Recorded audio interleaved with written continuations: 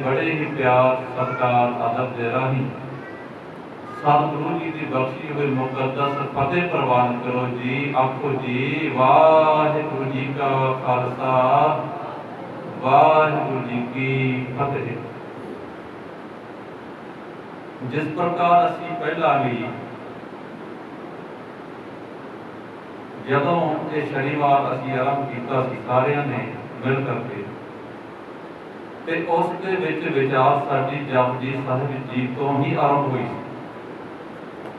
ਹੁਣ ਇਹ ਸਾਡਾ ਆਪਣਾ ਜਿਹੜਾ ਮੂਰਖ ਮਨ ਹੈ, ਇਸ ਨੂੰ ਭਾਵੇਂ ਅਸੀਂ ਇੱਕ ਵਾਰੀ 2 ਵਾਰੀ 10 ਵਾਰੀ ਸਮਝਾਈਏ, ਇਹ ਅਧਿਆਤਮਿਕ ਤੌਰ ਦੀਆਂ ਜਿਹੜੀਆਂ ਗੱਲਾਂ ਨੇ ਇਹਨਾਂ ਨੂੰ ਭੁੱਲ ਜਾਂਦਾ ਹੈ।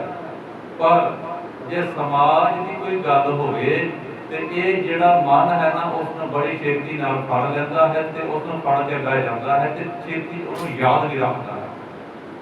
ਜਦੋਂ ਕੋਈ ਗੱਲ ਹੁੰਦੀ ਹੈ ਤੇ ਇਸ ਮਨੁੱਖ ਨੂੰ, ਇਸ ਮੂਰਖ ਮਨ ਨੂੰ ਉਹ ਗੱਲ ਬਹੁਤ ਛੇਤੀ ਆ ਜਾਂਦੀ ਹੈ ਤੇ ਉਸ ਗੱਲ ਦਾ ਪ੍ਰਚਾਰ ਇਹ ਮਨੁੱਖ ਬਹੁਤ ਛੇਤੀ ਕਰ ਜਾਂਦਾ ਹੈ। ਪਰ ਜਦੋਂ ਅਸੀਂ ਅਧਿਆਤਮਕ ਤੌਰ ਤੇ ਗੱਲ ਕਰਦੇ ਹਾਂ ਤੇ ਇਹ ਮੂਰਖ ਮਨ ਉਹਨਾਂ ਗੱਲਾਂ ਨੂੰ ਬਹੁਤ ਛੇਤੀ ਭੁੱਲ ਵੀ ਜਾਂਦਾ ਹੈ, ਜਿਸ ਨੂੰ ਅਸੀਂ ਕਹਿੰਦੇ ਆ ਕਿ ਮੰਨੇ ਕੀ ਗਤ ਕਹੀ ਨਾ ਜਾਏ। ਅਸੀਂ ਇਸ ਦਾ ਵਿਚਾਰ ਪਹਿਲਾਂ ਹਾਲਾਂਕਿ ਕਰ ਚੁੱਕੇ ਹਾਂ, ਪਰ ਫਿਰ ਵੀ ਜੇ ਥੋੜਾ ਬਹੁਤ ਇਸ ਪਾਸੇ ਨੂੰ ਚੱਲੀਏ, ਇਸ ਮੂਰਖ ਮਨ ਨੂੰ ਸਮਝਾਉਣ ਦੀ ਕੋਸ਼ਿਸ਼ ਕਰ ਸਕੀਏ ਤੇ ਭਲਾ ਸਤਿਗੁਰੂ ਜੀ ਦੀ ਜਪਜੀ ਸਾਹਿਬ ਜੀ ਦੀ ਬਾਣੀ ਵਿੱਚੋਂ ਜਦੋਂ ਅਸੀਂ ਇਹ ਸ਼ਬਦ ਪੜ੍ਹਦੇ ਹਾਂ ਕਿ ਮੰਨੇ ਕੀ ਗਤ ਕਹੀ ਨਾ ਜਾਏ, ਕਹਿੰਦੇ ਜਿਸ ਮਨੁੱਖ ਨੇ ਪਰਮਾਤਮਾ ਨੂੰ ਮੰਨ ਲਿਆ ਹੈ, ਇਹ ਗੱਲ ਹੈ ਉਸ ਦੀ। ਮੰਨਿਆ ਕੀ ਗਤ, ਗਤ ਦਾ ਭਾਵ ਹੁੰਦਾ ਹੈ ਗਤੀ। ਗਤੀ ਦਾ ਭਾਵ ਅਸੀਂ ਇੱਥੇ ਕਰਾਂਗੇ ਕਿ ਅਵਸਥਾ। ਜਿਸ ਨੇ ਉਸ ਪਰਮਾਤਮਾ ਨੂੰ ਮੰਨ ਲਿਆ ਹੈ ਤੇ ਮਨ ਕਰਕੇ ਉਸ ਪਰਮਾਤਮਾ ਦੇ ਪਿਆਰ ਦੇ ਵਿੱਚ ਭਿੱਜ ਗਿਆ ਹੈ, ਸਤਿਗੁਰੂ ਕਹਿੰਦੇ ਉਸ ਦੀ ਅਵਸਥਾ ਨੂੰ ਅਸੀਂ ਕਹਿ ਨਹੀਂ ਸਕਦੇ ਕਿ ਇਹ ਕਿਹੜੀ ਅਵਸਥਾ ਤੱਕ ਪਹੁੰਚਿਆ ਹੋਇਆ ਹੈ। ਇਹ ਹਕੀਕਤ ਹੈ, ਕਿਉਂਕਿ ਬ੍ਰਹਮ ਗਿਆਨੀ ਕੀ ਗਤ ਬ੍ਰਹਮ ਗਿਆਨੀ ਜਾਣੇ। ਜੇ ਅਸੀਂ ਕਿਸੇ ਨੂੰ ਉਸ ਤਰ੍ਹਾਂ ਹੀ ਕਹੀ ਜਾਈਏ ਕਿ ਜੀ ਇੱਕ ਬੰਦਾ ਤਾਂ ਹੈ, ਪੂਰਨ ਤੌਰ ਤੇ ਪਹੁੰਚਿਆ ਹੋਇਆ ਬੰਦਾ ਹੈ, ਬ੍ਰਹਮ ਗਿਆਨੀ ਹੈ, ਤੇ ਜਦੋਂ ਅਸੀਂ ਕਹਿੰਦੇ ਕਿ ਬ੍ਰਹਮ ਗਿਆਨੀ ਹੈ ਤੇ ਇੱਥੇ ਹੀ ਸਾਡਾ ਮੂਰਖਪਣ ਜਿਹੜਾ ਹੈ ਉਹ ਸਾਹਮਣੇ ਆ ਜਾਂਦਾ ਹੈ, ਕਿਉਂਕਿ ਬ੍ਰਹਮ ਗਿਆਨੀ ਕੀ ਗੱਲ ਬ੍ਰਹਮ ਗਿਆਨੀ ਜਾਣੇ। ਅਸੀਂ ਨਹੀਂ ਕਹਿ ਸਕਦੇ ਕਿ ਬ੍ਰਹਮ ਗਿਆਨੀ ਹੈ।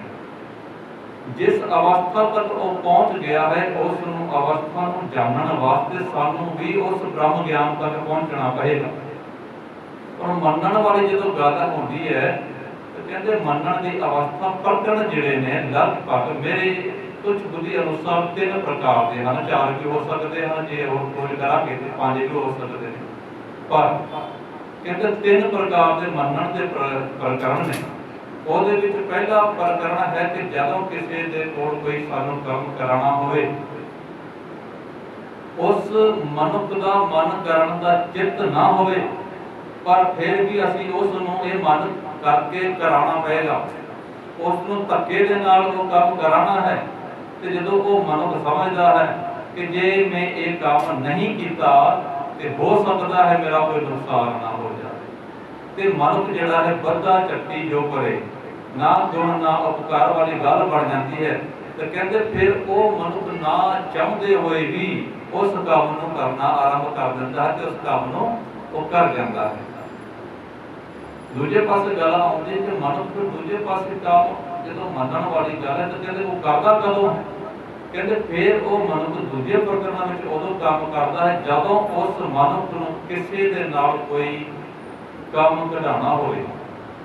ਇਸ ਨੂੰ ਅਸੀਂ ਇਸ ਪ੍ਰਕਾਰ ਲੈ ਸਕਦੇ ਹਾਂ ਕਿ ਕੋਈ ਅਹੁਦੇਦਾਰ ਹੋਵੇ, ਉਹਦੇ ਕੋਲ ਅਹੁਦਾ ਹੈ, ਉਹਦੇ ਕੋਲ ਪਹੁੰਚ ਹੈ, ਉਸ ਦੀ ਪਹੁੰਚ ਕਰਕੇ ਸਾਡਾ ਜਿਹੜਾ ਕੰਮ ਹੈ ਉਹ ਸਵਰ ਸਕਦਾ ਹੈ ਤੇ ਫਿਰ ਉਸ ਸਾਡੇ ਵਿਗੜੇ ਹੋਏ ਕੰਮ ਨੂੰ ਸਵਾਰਨ ਦੇ ਲਈ ਸਾਨੂੰ ਉਸ ਅਹੁਦੇਦਾਰ ਦੇ ਲਈ ਕੁਛ ਨਾ ਕੁਛ ਜਿਹੜਾ ਕੰਮ ਹੈ ਉਹ ਕਰਨਾ ਪਏਗਾ। ਇਹ ਹੁੰਦਾ ਹੈ, ਇਹ ਸਮਾਜ ਹੈ, ਕਰਨਾ ਪੈਂਦਾ ਉਸ ਨੂੰ। ਹੁਣ ਹਾਲਾਂਕਿ ਉਹ ਬੰਦਾ ਭਾਵੇਂ ਜਿੰਨਾ ਮਰਜ਼ੀ ਆਪਣੇ ਜੀਵਨ ਦੇ ਵਿੱਚ ਐਡੀ ਕਬਾਬੀ ਸ਼ਰਾਬੀ ਜੁਆਰੀ ਜਿਸ ਪ੍ਰਕਾਰ ਦਾ ਵੀ ਹੋਵੇ, पर क्योंकि उसने अपना मन करके उसका काम कढ़ाना है, पूरा कराना है, तो कहते दूजे प्रकरण दे विच उसने उस बंदे की गल जिहड़ी है वो मन लेता। तीजा जिहड़ा प्रकरण है वो बहुत विशेष है। सतगुरु कहते सेव कीती संतोखी जिनी सचो सच ध्याया, उन्हीं मंदे पैर न रखियो, कर सुकृत धर्म कमाया, उन्हीं दुनिया तोड़े बंधना, अन्न पानी थोड़ा खाया, तू बख्शीशी अगला नित देव है, चढ़े सरवाया वडियाई ਵੱਡਾ ਪਾਇਆ। ਇਹ ਆਸਰਾ ਦਿਵਾਰ ਦੇ ਵਿੱਚ ਜਦੋਂ ਅਸੀਂ ਪੌੜੀ ਪੜ੍ਹਦੇ ਹਾਂ ਤੇ ਇਹ ਪੌੜੀ ਸਾਨੂੰ ਸੁਣਨ ਨੂੰ ਮਿਲਦੀ ਹੈ, ਤੇ ਇਸ ਪੌੜੀ ਦੇ ਰਾਹੀਂ ਅਸੀਂ ਉਸ ਜਿਹੜਾ ਤੀਜਾ ਪ੍ਰਕਰਣ ਹੈ ਜਿਸ ਨੂੰ ਕਿਹਾ ਜਾਂਦਾ ਕਿ ਰਜ਼ਾ, ਪਰਮਾਤਮਾ ਦਾ ਭਾਣਾ। ਪਰ ਭਾਣਾ ਕੌਣ ਮੰਨਦਾ? ਸਤਿਗੁਰੂ ਕਹਿੰਦੇ ਗੁਰਮੁਖ ਹੋਏ ਸੋ ਭਾਣਾ ਮੰਨਿਆ। ਜਦੋਂ ਗੁਰਮੁਖਤਾ ਵਾਲੇ ਪਾਸੇ ਨੂੰ ਜਾਵਾਂਗੇ ਤੇ ਭਾਣਾ ਤੇ ਫਿਰ ਉਦੋਂ ਹੀ ਮੰਨਿਆ ਜਾਂਦਾ ਹੈ। ਕਹਿਣ ਨੂੰ ਇੱਕ ਗੱਲ ਆਉਂਦੀ ਹੈ, ਕਹਿੰਦੇ ਕਿ ਇੱਕ ਜੇਕਰ ਜਿਹੜਾ ਬੰਦਾ ਸੀ ਉਹ ਬੜਾ ਖੁਸ਼ ਰਹਿੰਦਾ ਸੀ, ਨੱਚਦਾ ਟੱਪਦਾ ਰਹਿੰਦਾ ਸੀ, ਕੋਈ ਕਿਸੇ ਦੇ ਘਰ ਦੇ ਕਿਸੇ ਦੇ ਮੌਤ ਹੋ ਜਾਵੇ, ਕਿਸੇ ਦੇ ਘਰ ਦੇ ਦੁੱਖ ਆ ਜਾਵੇ, ਕਹਿੰਦੇ ਉਹਦੇ ਘਰ ਜਾ ਕੇ ਉਹ ਨੱਚਣਾ ਟੱਪਣਾ ਸ਼ੁਰੂ ਕਰ ਦਿੰਦਾ ਸੀ। ਉਹਨੂੰ ਪੁੱਛਿਆ, ਕਹਿੰਦਾ ਜੀ ਮੈਂ ਤਾਂ ਭਾਣੇ ਦੇ ਵਿੱਚ ਰਹਿਣਾ। ਤੇ ਕਹਿੰਦੇ ਜਦੋਂ ਇਹ ਗੱਲ ਹੋਈ ਤੇ ਜਦੋਂ ਉਹਦੇ ਘਰ ਦੇ ਵਿੱਚ ਕੋਈ ਭਾਣਾ ਮੰਨਿਆ ਵਾਪਰ ਗਿਆ, ਤੇ ਕਹਿੰਦੇ ਲੋਕਾਂ ਨੇ ਸੋਚਿਆ ਕਿ ਇਹ ਜਿਹੜਾ ਬੰਦਾ ਹੈ ਜਿਹੜਾ ਕਹਿੰਦਾ ਕਿ ਮੈਂ ਭਾਣੇ ਵਿੱਚ ਰਹਿਣਾ, ਪਰਮਾਤਮਾ ਦੇ ਭਾਣੇ ਨੂੰ ਮੰਨਦਾ ਹੈ, ਅੱਜ ਜਦੋਂ ਭਾਣਾ ਵਾਪਰ ਗਿਆ ਕਿ ਅੱਜ ਇਹ ਆਪਣੇ ਪੈਰਾਂ ਦੇ ਵਿੱਚ ਉਹ ਘੁੰਗਰੂ ਪਾ ਕੇ ਨੱਚੇਗਾ ਟੱਪੇਗਾ। ਕਹਿੰਦੇ ਜਦੋਂ ਬੰਦੇ ਦੇ ਕੰਨਾਂ ਦੇ ਵਿੱਚ ਇਹ ਗੱਲ ਪਹੁੰਚੀ ਤੇ ਕਹਿੰਦੇ ਉਸ ਨੇ ਘੁੰਗਰੂ ਜਿਹੜੇ ਸੀ ਪੈਰਾਂ ਵਿੱਚ ਬੰਨੇ ਤੇ ਨੱਚਣਾ ਟੱਪਣਾ ਸ਼ੁਰੂ ਕਰ ਦਿੱਤਾ। ਤੇ ਲੋਕਾਂ ਨੇ ਦੇਖਿਆ, ਉਹਨਾਂ ਦੇਖਣ ਦੇ ਵਿੱਚ ਕਹਿੰਦੇ ਇੱਕ ਬੰਦੇ ਨੇ ਆ ਕੇ ਉਸ ਨੂੰ ਕਿਹਾ, ਕਹਿੰਦਾ ਤੁਸੀਂ ਜਿਹੜਾ ਅੱਜ ਨੱਚੇ ਹੋ ਟੱਪੇ ਹੋ ਨਾ, ਭਾਣਾ ਤੁਹਾਡੇ ਘਰ ਵੀ ਅੱਜ ਵਾਪਰ ਗਿਆ, ਤੁਸੀਂ ਨੱਚੇ ਟੱਪੇ, ਸਾਨੂੰ ਇਹ ਮਹਿਸੂਸ ਹੋ ਗਿਆ ਕਿ ਤੁਸੀਂ ਵਾਕਈ ਭਾਣੇ ਦੇ ਵਿੱਚ ਰਹਿੰਦੇ ਹੋ। ਪਰ ਕਹਿੰਦੇ ਅੱਜ ਜੋ ਤੁਸੀਂ ਉਸ ਤਰ੍ਹਾਂ ਨੱਚਦੇ ਟੱਪਦੇ ਸੀ ਨਾ, ਕਹਿੰਦੇ ਅੱਜ ਉਹ ਰਸ ਨਹੀਂ ਆਇਆ। ਕਹਿਣ ਦਾ ਭਾਵ ਇਹ ਮਨ ਹੈ, ਮਨ ਦੇ ਕਰਕੇ ਸਮਾਜ ਕਰਕੇ ਇਹ ਮਨ ਜਿਹੜਾ ਨਾ ਸਾਡਾ ਥਿੜਕ ਜਾਂਦਾ ਹੈ, ਤੇ ਜਿਹੜਾ ਉਹ ਰਸਤਾ ਹੈ ਉਸ ਰਸਤੇ ਤੋਂ ਅਸੀਂ ਪਹੁੰਚ ਜਾਂਦੇ ਹਾਂ, ਭਟਕ ਜਾਂਦੇ ਹਾਂ। ਭਾਣਾ ਕੌਣ ਮੰਨਦਾ ਹੈ? ਗੁਰਮੁਖ ਹੋਏ ਸੋ ਭਾਣਾ ਮੰਨੇ। ਕਹਿੰਦੇ ਰਜਾ ਵਿੱਚ ਰਹਿਣਾ, ਮੰਨਣਾ ਪਰਮਾਤਮਾ ਦੇ ਭਾਣੇ ਨੂੰ। ਕਹਿੰਦੇ ਪਰਮਾਤਮਾ ਤੂੰ ਜੋ ਕੁਝ ਵੀ ਕੀਤਾ ਹੈ ਕਹਿੰਦੇ ਬਹੁਤ ਚੰਗਾ ਕੀਤਾ ਹੈ। ਗੁਰਮੁਖਤਾ ਵਾਲੀ ਗੱਲ ਇਹ ਹੁੰਦੀ ਹੈ ਕਿ ਜਦੋਂ ਸਾਡੇ ਜੀਵਨ ਦੇ ਵਿੱਚ ਭਾਵੇਂ ਕਿਸੇ ਪ੍ਰਕਾਰ ਦੀ ਕੋਈ ਘਟਨਾ ਵਾਪਰ ਜਾਵੇ, ਉਹ ਭਾਵੇਂ ਦੁੱਖ ਦੀ ਹੋਵੇ ਭਾਵੇਂ ਸੁੱਖ ਦੀ ਹੋਵੇ, ਅਵਸਥਾ ਬਹੁਤ ਵੱਡੀ ਹੈ। ਜੇ ਪਰਮਾਤਮਾ ਨੂੰ ਭਾਣੇ ਨਾ ਮੰਨਣਾ ਕੋਈ ਉਹ ਸੌਖੀ ਗੱਲ ਨਹੀਂ, ਪਰ ਉਸ ਪਰਮਾਤਮਾ ਦੇ ਭਾਣੇ ਨੂੰ ਮੰਨਣਾ ਕਿ ਪਰਮਾਤਮਾ ਜੀ ਤੂੰ ਜੋ ਕੁਝ ਵੀ ਕੀਤਾ ਹੈ ਮੇਰੇ ਜੀਵਨ ਦੇ ਵਿੱਚ, ਅੱਜ ਭਾਵੇਂ ਜਿਸ ਪ੍ਰਕਾਰ ਦਾ ਦੁੱਖ ਵੀ ਆ ਗਿਆ, ਜਾਂ ਅੱਜ ਮੇਰੇ ਕਾਰੋਬਾਰ ਦੇ ਵਿੱਚ ਭਾਵੇਂ ਕਿਸ ਪ੍ਰਕਾਰ ਦਾ ਘਾਟਾ ਵੀ ਕਿਉਂ ਨਾ ਪੈ ਗਿਆ ਹੋਵੇ, ਤੇ ਪਰਮਾਤਮਾ ਜੀ ਹੋ ਸਕਦਾ ਹੈ ਕਿ ਇਸ ਤੋਂ ਵੱਡਾ ਘਾਟਾ ਕਿਤੇ ਮੇਰੇ ਜੀਵਨ ਵਿੱਚ ਪੈ ਜਾਣਾ ਸੀ, ਇਹ ਤੂੰ ਅੱਜ ਕਿਰਪਾ ਕੀਤੀ ਕਿ ਉਸ ਵੱਡੇ ਘਾਟੇ ਤੋਂ ਹਟਾ ਕਰਕੇ ਮੈਨੂੰ ਛੋਟੇ ਜਿਹੇ ਘਾਟੇ ਹਟਾ। ਜੇ ਕਦੇ ਸਾਡੇ ਜੀਵਨ ਦੇ ਵਿੱਚ ਕੋਈ ਸਾਨੂੰ ਚੋਟ ਲੱਗ ਜਾਂਦੀ ਹੈ, ਸੱਟ ਲੱਗਦੀ ਹੈ, ਤੇ ਕਹਿੰਦੇ ਫਿਰ ਵੀ ਪਰਮਾਤਮਾ ਦੇ ਭਾਣੇ ਨੂੰ ਮੰਨਦਾ ਹੋਵੇ ਗੁਰਮੁਖ ਬੰਦਾ, ਤੇ ਪਰਮਾਤਮਾ ਜੀ ਤੇਰਾ ਸ਼ੁਕਰ ਹੈ। ਕਿਉਂ? ਕਹਿੰਦੇ ਹੋ ਸਕਦਾ ਸੀ ਇਹ ਹਾਦਸਾ ਬਹੁਤ ਵੱਡਾ ਹੋ ਜਾਣਾ ਸੀ, ਪਰ ਤੇਰੀ ਕਿਰਪਾ ਦੇ ਅਨੁਸਾਰ ਇਹ ਰਾਸਤਾ ਜਿਹੜਾ ਸੀ ਇਹ ਵੀ ਛੋਟਾ ਹੋ ਗਿਆ ਹਾਦਸਾ। ਇਹ ਗੁਰਮੁਖਤਾ ਵਾਲੀ ਗੱਲ ਹੈ। ਜੇ ਮਨਮੁਖ ਪਾਸੇ ਵਾਲੀ ਗੱਲ ਕਰੀਏ, ਜਿਹੜਾ ਭਾਣੇ ਨੂੰ ਮੰਨਦਾ ਹੀ ਨਹੀਂ ਹੈ, ਤੇ ਉਸ ਨੇ ਤਾਂ ਕਹਿਣਾ ਕਿ ਪਰਮਾਤਮਾ ਜੀ ਜੀਵਨ ਦੇ ਵਿੱਚ ਤੂੰ ਜੋ ਕੁਝ ਦਿੱਤਾ ਹੈ ਬਹੁਤ ਘੱਟ ਦਿੱਤਾ ਹੈ। ਗੁਰਮੁਖ ਦੇ ਤਾਂ ਪਰਮਾਤਮਾ ਜੀ ਜੋ ਕੁਝ ਦਿੱਤਾ ਹੈ ਆਪਣੇ ਹਿਸਾਬ ਦੇ ਨਾਲ ਤੂੰ ਮੈਨੂੰ ਬਹੁਤ ਦਿੱਤਾ ਹੈ। ਮੈਂ ਕਹਿੰਦਾ ਕਿ ਕਦੋਂ ਅਸੀਂ ਦੂਜੇ ਪਾਸੇ ਨੂੰ ਨਾ ਜਾਈਏ, ਆਪਣੀ ਪੈਸੇ ਦੀ ਗੱਲ ਨਾ ਕਰੀਏ, ਜ਼ਮੀਨ ਜਾਇਦਾਦ ਦੀ ਗੱਲ ਨਾ ਕਰੀਏ ਕਿ ਕਿਸੇ ਦੇ ਕੋਲ ਕਿੰਨਾ ਕਿਸੇ ਦੇ ਕੋਲ ਕਿੰਨਾ। ਕਹਿੰਦੇ ਜੇ ਮਨ ਪਰਮਾਤਮਾ ਦੇ ਭਾਣੇ ਵਿੱਚ ਸ਼ੁਕਰਾਨੇ ਵਿੱਚ ਜੁੜਨਾ ਚਾਹਵੇ ਨਾ, ਤੇ ਕਹਿੰਦੇ ਉਹ ਸਿਰਫ ਆਪਣੇ ਸਰੀਰ ਨੂੰ ਦੇਖ ਕੇ ਹੀ ਜੁੜ ਸਕਦਾ। ਕਿਉਂ? ਆਪਣਾ ਸਰੀਰ ਨੂੰ ਦੇਖ ਕੇ ਬੰਦਾ ਕਹਿ ਸਕਦਾ ਪਰਮਾਤਮਾ ਵਾਹ ਤੂੰ ਕਿੰਨੀ ਵੱਡੀ ਕਿਰਪਾ ਕੀਤੀ ਹੈ। ਕਹਿੰਦੇ ਬਿਲਕੁਲ ਤੰਦਰੁਸਤ ਮੈਨੂੰ ਜੀਵਨ ਦਿੱਤਾ ਹੈ, ਮੇਰੇ ਹੱਥ ਬਿਲਕੁਲ ਸਲਾਮਤ ਨੇ, ਮੇਰੇ ਪੈਰ ਸਲਾਮਤ ਨੇ, ਮੇਰੀਆਂ ਅੱਖਾਂ ਸਲਾਮਤ ਨੇ। ਪਰਮਾਤਮਾ ਜੀ ਮੇਰੀ ਬੁੱਧੀ ਪਾਗਲ ਨਹੀਂ ਹੈ, मैं सोच समझ के विचार करके गल्लां बातां कर सकदा, समाज दे विच मैं विचर सकदा हां। तू केड़ी वड्डी किरपा कीती है कि मैनूं तू तंदुरुस्त जीवन दिता है। अज साडी उम्र इन्नी तो हो गई कि परमात्मा जी तू बहुत किरपा कीती कि अज तक दुखां दे नाल बचाया। इस शरीर नूं जिहड़ा बीमारी होंदी उस तो बचा के रखिया, इन्ना शुक्र है। पर ना शुक्रा बन के जे बंदा इस तरह ही कहता रहे कि परमात्मा जी मेरे जीवन में दिता ही की है, तो कहते इस तो बड़ा ना शुक्रा मनुख फिर किते हो नहीं सकता। असीं अपने शरीर का ही शुकराना नहीं कर सकते। होर चीज़ां नेमतां ते परमात्मा ने सानूं बहुत दित्तियां ने, खाण नूं, पीण नूं, पहनण नूं, पाउण नूं, हंडाउण नूं, इन्ना कुछ दिता, उस दा ते शुकराना असीं कर ही नहीं सकते। परमात्मा जी एडा साडा दिता है। तो सतगुरु कहते जिहड़ा गुरमुख होंदा है ना, जिहड़ा भाणे विच रहिंदा है, जिहदा तीजा प्रकरण है कि रजा विच रहना, कि परमात्मा जी जो तू कीता है ना वो भला है मेरे लिए, जो तुझ भागा है साई भली का तू सदा सलामत निरंकार। कहते सेव कीती संतोखी जिनी सचो सच ते आया। हुण सेवा करने दी गल आउंदी जदों, तो कहते सेवा जिहड़ी है संतोख दे नाल सबर दे नाल हुंदी है। सबर है ही नहीं जीवन के साडे कोल, संतोख है ही नहीं, तो फिर सेवा कितों करिए। हुण गल इत्थे आके खत्म हो जाती है। जे असीं कई चीज़ जीवन में देखो मंगते हैं कि असीं कई बार ये भी सोच लेंगे कि जी परमात्मा जी मेरा ये काम हो जाए तो मैं आकर के इन्ने दिन इस प्रकार की आकर सेवा करांगा। नहीं नहीं, कहते इस पासे गल नहीं बनती। कहते जे सेवा तुसीं काम करना ही है ना, कराना ही है बाप दे नाल, ते बाप नूं कहना खुश करो। बाप नूं की लोड़ है तेरी?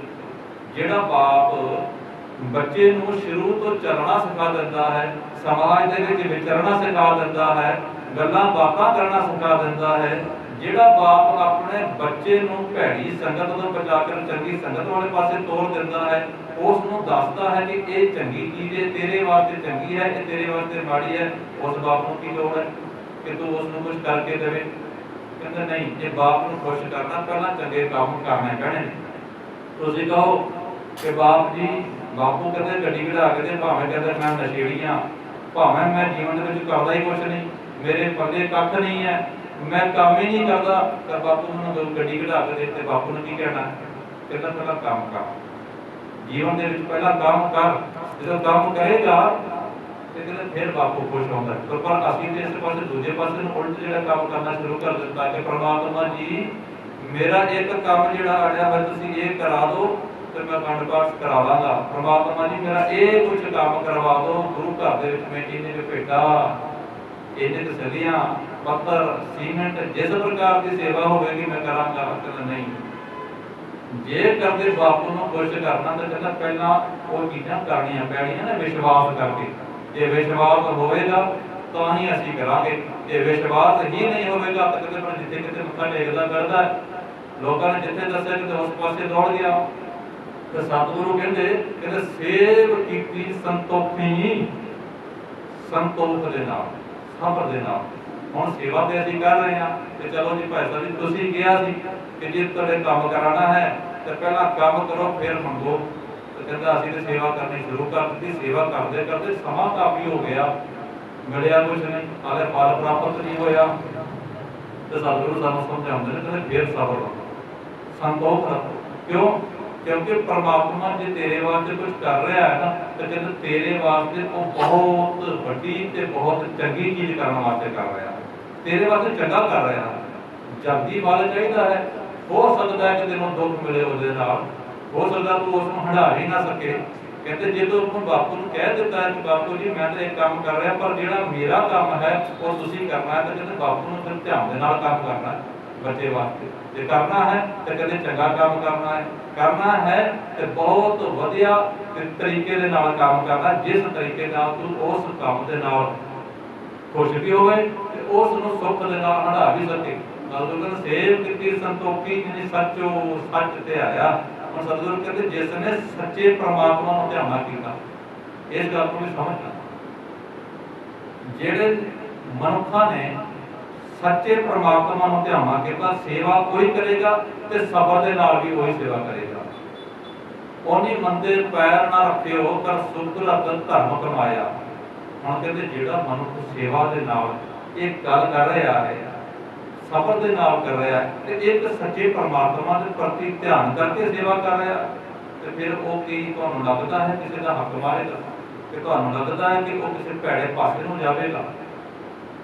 नहीं। सतगुरु कहते ओनी मंदे पैर ना रखियो, गलत पासे नूं भैड़े पासे नूं कदे भी वो मनुख कहते कि काम नहीं करेगा, ਉਹਦੇ पैर जा ही नहीं सकते उस पासे किस पासे में जाएंगे जिस पासे धर्म। उन्हीं मंदे पैर न रखे कर सुकृत धर्म कमाया। शुक्राना परमात्मा, ये परमात्मा जी तेरा शुक्र है, तुम जो भी कीता है सही कीता है, तेरा शुक्र है, कर सुकृत धर्म कमाया। हुण शुक्राना करके कहते वो मनुख जिहड़ा है वो धर्म कमा रहा है। ਅਸੀਂ भी धर्म कमाते हैं, धर्म कमाने के तरीके बहुत ने, धर्म के ठेकेदार भी बहुत ने। कहते कर्म धर्म पाखंड जो दिसे तिन जाम जागाती लूटे, धर्म कौन कमाता है? कहते तुसी देखो किसी ने ये गल कही, कहते जी तुसी संसार दे विच जे बेवकूफ लोगों को दबना शुरू करो तो कहते 4 मिलते हैं। दूजा अगला हाथ रोक के कहता रोको, कहता क्यों? कहते 4 नहीं 10 मिलते हैं। 4 की गल करदा, कहते 4 नहीं 10 मिलते हैं। कहते किवें? कहते आ दिखावा ते मन के नहीं मिलते हैं। नाल चल पिया ते कहते जदों गया अगे ते कहते रस्ते दे विच जाते हुए कुछ दूरी ते जदों देखिया ते कहते उस रस्ते दे विच कुछ 4-5 माइयां जा रही सी ते कहते किसी माई नूं शारीरिक जरूरत महसूस हुई ते उन्हां ने उत्थे कीता ते कहते उन्हां ने देखिया पिछे 4-5 बंदे होर भी आ रहे हैं।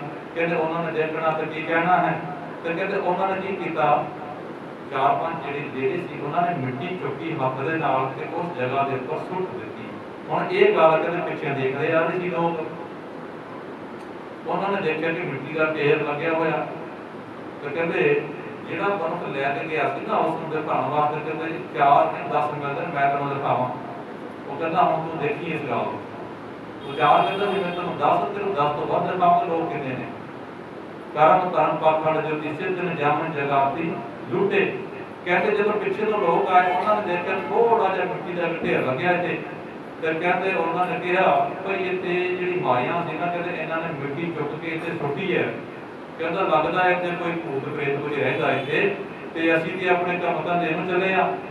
कहते काम धंधा साडा विगड़ ना जावे ते कहते साडा किहड़ा कुछ जाना है, आओ मिट्टी पा के असीं सुट दईए इस जगह दे उपर।